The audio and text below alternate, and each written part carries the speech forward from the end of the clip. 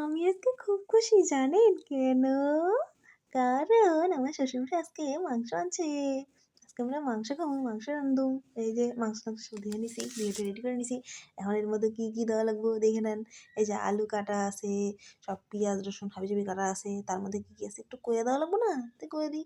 পিঁয়াজ, আদা, রসুন, লঙ্কা, টমেটো সবকিছু। তো এবারে যে উনানের পাড়ে এসে বললাম, উনানের পাড়ে আইসে নিয়ে এই যে উনানে অবশ্য রাঁধলে একটু স্বাদ হয় মাংস, তার লিগে উনানেই রাঁধি না। উনানের পরে এসে যে কড়াই বসিয়ে দিলাম, কড়াই বসিয়ে তারপরে তেল ঠাল দিলাম, দিয়ে নিয়ে প্রথমে আলুগুলো ভেজে নেওয়া লাগবো।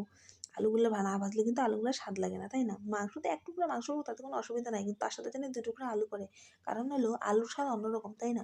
আপনারা কে কেরা কী করবেন না করবেন সেটা আমি জানি না, কিন্তু আলু আমি বেশি পছন্দ করি। আমার আলু খেতে খুব ভালো লাগে। তারপরে এই যে কড়াইয়ে আলু ভাইজা নামানোর পরে জিরা, তেজপাতা, লঙ্কা সম্বাদ দিয়ে দিলাম। সম্বাদ দিয়ে দেওয়ার পরে যে পেঁয়াজ দিয়ে দিলাম। পেঁয়াজ দিয়ে ভাজা, ভাজা করতেছি, ভাজা, ভাজা করতেছি, ভাজা, ভাজা করতেছি। ভাজা, ভাজা কইরা নেওয়ার পরে তারপরে এগুলো যখন একটু লাল, লাল, লাল, লাল হবো, একবারে আবার পুইড়া ফেলাইয়েন না। পুইড়া ফেলাইলে কিন্তু স্বাদ হবো না। একটু লাল, লাল, লাল, লাল যখন হবো, লাল, লাল থেকে একটু হালকা, হালকা বাদামি, বাদামি হইলেও চলবো, কোনো ব্যাপার না।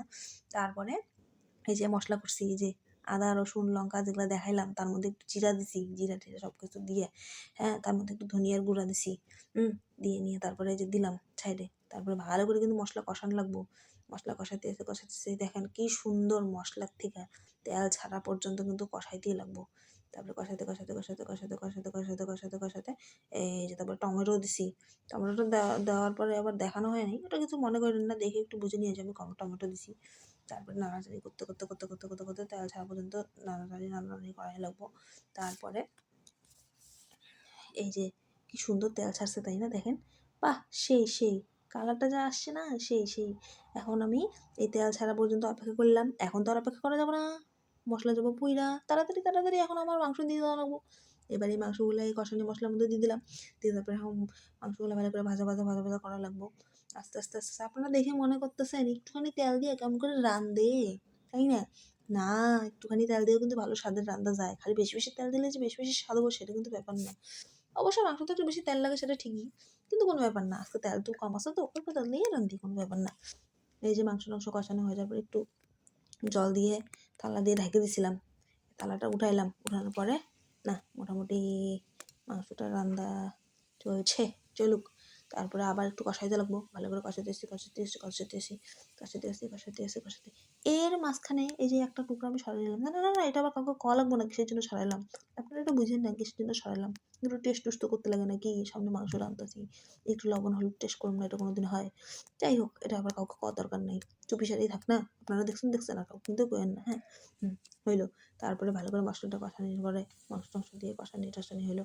এবার আমি দিয়ে দিলাম ঝোল। ঝোলটা মানে একটু বেশি বেশি হলে নাকি কোনো ব্যাপার না, শুকিয়ে টুকিয়ে নিলেই হয়ে যাবো। এবার আমার ঝোল টকবক করে ফুটবো। টকবক করে ফুটলে পরেই আমার মাংস হয়ে যাবো। ঠিক আছে, টকবক করে তোকে ফুটুক, তারপরে সেটা মাংসটা হবো। এবার টকবক করে ফুটতেছে। এবার আমার আর বেশি দেরি নেই মনে হয়, একটু নাড়া দিয়ে দেখি। নাড়াটা দিলাম, দিয়ে দেখি না মোটামুটি একটু ঝোল তো নামানি লাগবো, না নাহলে কি হুদা হুদা খাও নাকি? আর তো কিছু রান্ধি নেই, খালি রাঁধছি শাক ভাজা শুকনা, মাংস যদি হয় শুকনা। তাইলে আমার বর আমার আর ঠেটাবো নি, কী রাঁধছো এগুলো। নেন, এইবার আমার রান্নাটা প্রায় শেষের দিকে। মোটামুটি একটু ঝোল রাখলে পরে মনে হয় হয়ে যাবো গা।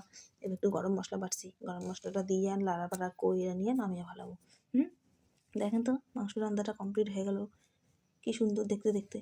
এই যে দেখেন কি সুন্দর কালার হয়েছে, তাই না? আহা, দেখে মনে হইতেছে এখনই খাইতে বসে পড়ি। মাংস দেখলে না জানি একটু বেশি বেশি ভাত খাইবার মন চায়, তাই না? আপনাকেও কেমন লাগে একটু বললেন কমেন্ট।